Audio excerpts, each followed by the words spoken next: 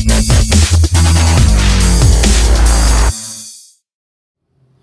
guys and girls, so I'm going to be running through a mobility workout which is going to help you help improve your imbalancements, your muscular imbalancements. It's geared to, the focus of it is to mobilize your shoulder region, because most people have gathered, my personal training clients, and across the board most people have tight shoulders and they kind of have the front dominance. So the chest, the shoulders, the upper traps are tight, and the back muscles are kind of weak. So we're looking to kind of mobilize the shoulders and take them around on different angles before you train, so you can get the so you can loosen them up before you train basically, and lengthen out those tight muscles.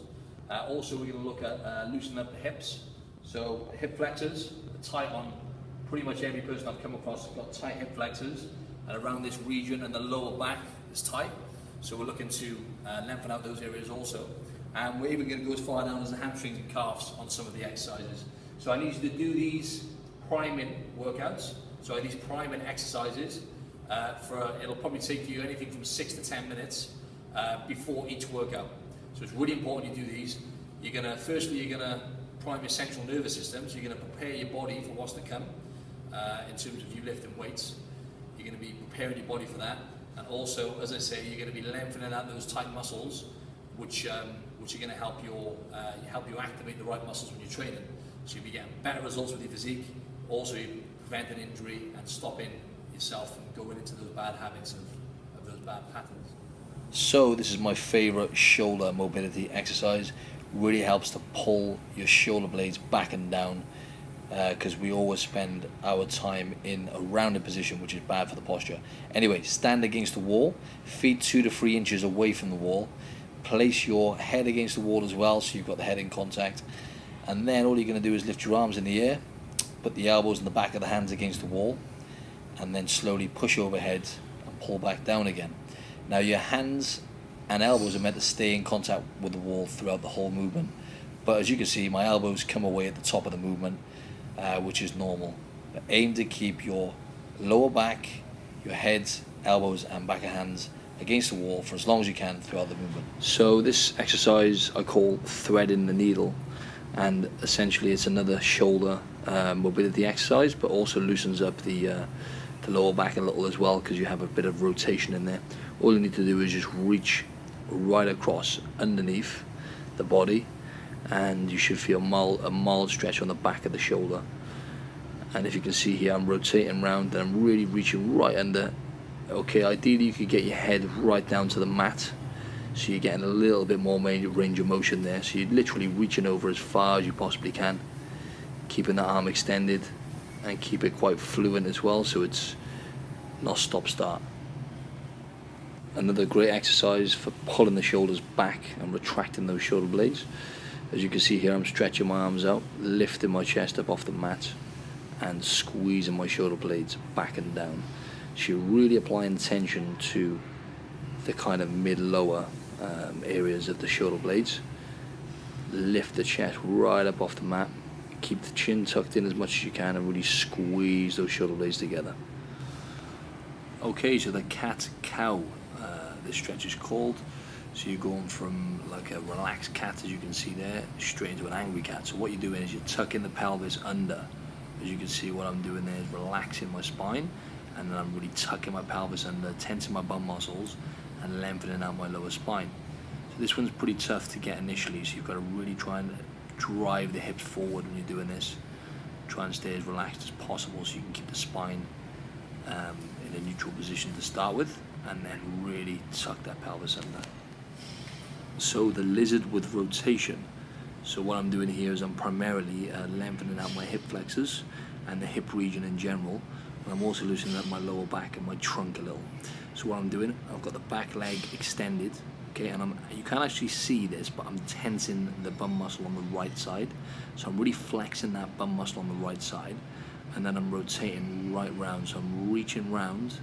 As you can see, I'm twisting my trunk, and then I'm reaching under, so I'm getting a full rotation there on the spine, and really lengthening the hips out. Keep it continuous as well. And then obviously you're going to change legs and do the other side. Okay, so this is another great stretch to open up the hip area, and especially on the inner thighs as well. You should feel a mild stretch on the inner thighs. And what you're doing is, you can see I'm coming right the way forward, so my back's like neutral, and then I'm pushing my backside back. As I'm doing that, I'm aiming to really push my bum up in the air, so I'm not rounding that lower back. I'm sticking that bum up in the air.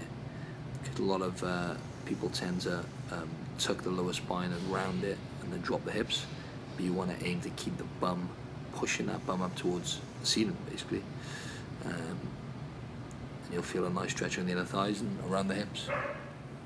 So this is definitely one of my favourite stretches for the hips, and you'll feel this a lot on the bum muscle as well. So anyway, you can see here I'm tilting forward, but when I'm leaning forward I'm actually tilting from the hips, so I'm not just kind of falling forward and rounding my lower back. What I'm doing is I'm lifting my chest up, as you can see here, chest up as high as I can, and I'm really hinging forward from the hips. And I'm keeping my hands, you can see my left hand there is supinated, or it's basically twisted so it's facing the other way, and that helps to enhance the stretch a bit more. So I've got both legs 90 degrees roughly, so my back leg is kind of on a 90-degree angle, and so is my front leg. And what I'm doing is I'm pulling up on my ankle slightly, on that right ankle, and pushing the knee into the floor just to enhance it. Sorry, once again, just to kind of pronounce the stretch a bit more. Obviously you need to do both sides. So the rolling lizard. What I'm doing here is I'm stepping up again to the outside of my hands, just like in one of the other stretches you saw. But what I'm doing here now is I'm rolling round, so I'm doing like small circles. You can see my foot is rotating a bit as well. So what I'm doing is I'm actually twisting slightly on the foot, rotating the ankle a bit, and then I'm dropping that right hip, on the, you know, where the back leg is. I'm dropping that hip down and doing small circles. And obviously you want to do both sides. So you're stepping up, and then you're just rotating around and doing little circles, dropping that hip down and keeping the bum muscle tensed on the extended leg. So my left bum muscle right there is flexed to feel the stretch more. So I just wanted to shout out Mind Pump Media.